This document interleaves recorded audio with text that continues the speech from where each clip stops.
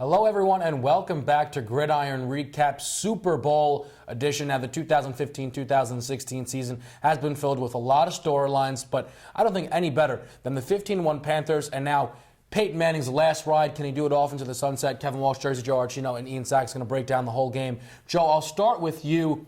The quarterback situation, obviously, it's what's driving this Super Bowl. Cam Newton kind of ushering in the new era of quarterback, and Peyton Manning kind of, the last true representation, maybe not the last, but really embodied what that quarterback position was supposed to be. Who has the advantage going into Super Bowl weekend? Look, I think in a game like this, it's always going to be defined by the explosive plays, and we know the MVP of the league this season has been Cam Newton. Peyton Manning even saying that in Super Bowl Media Night the other day, that Cam Newton is the easy choice for MVP of the league. I just think these games always come down to who can extend plays longer, who can avoid the pass rush longer, and Cam Newton has the legs to do that. He has the arm strength to do that. His game has gone to such another level in terms of maturity, in terms of tricking the defense into doing what he wants. I think he has everything in front of him to win it in this football game. Well, Ian, obviously everyone knows Cam or Peyton, they're not going to win it by themselves. And they each have really nice skill players around them on offense. Who do you give the advantage to, though, as far as the surrounding pieces go?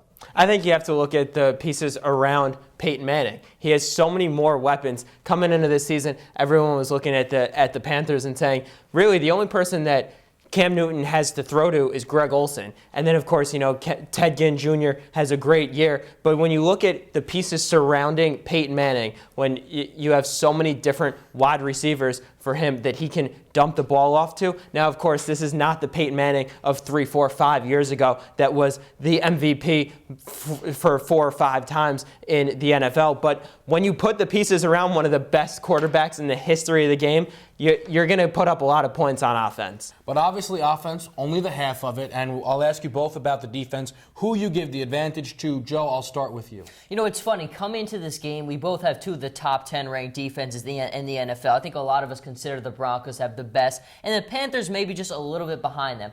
I look at this game in terms of who is the more complete defense in all regards, and I think if you look at Carolina, Luke Kuechly is the best linebacker in the National Football League. Von Miller for the Broncos is not too far behind, but we've seen how dominant Kuechly has been, controlling every phase of the game. 2 pick sixes in the postseason so far.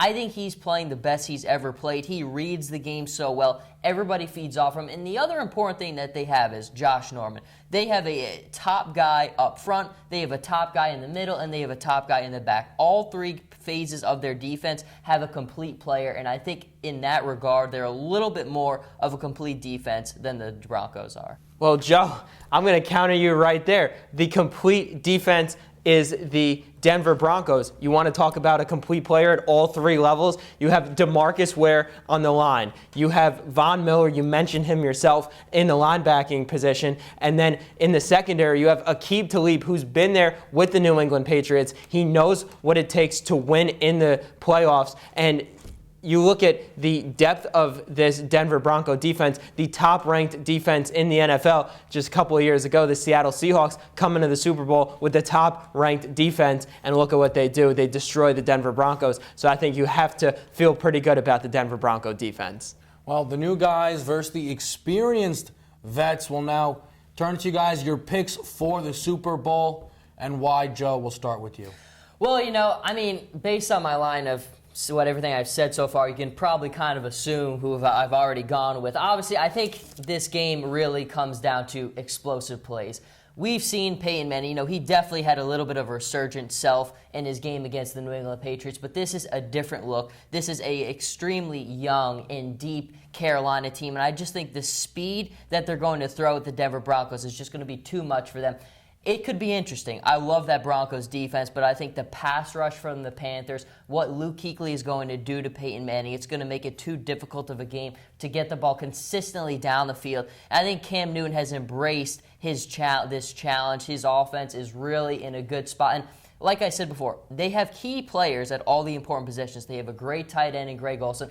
And here's another stat for you. They're coming to this game with 31 straight games rushing for over 100 yards. That's the 3rd longest streak in NFL history. Nobody can stop that running game. It sets up everything that they do. I think when it's all said and done in Super Bowl 50, Cam Newton will be holding the MVP trophy, and he'll be holding up the Lombardi trophy.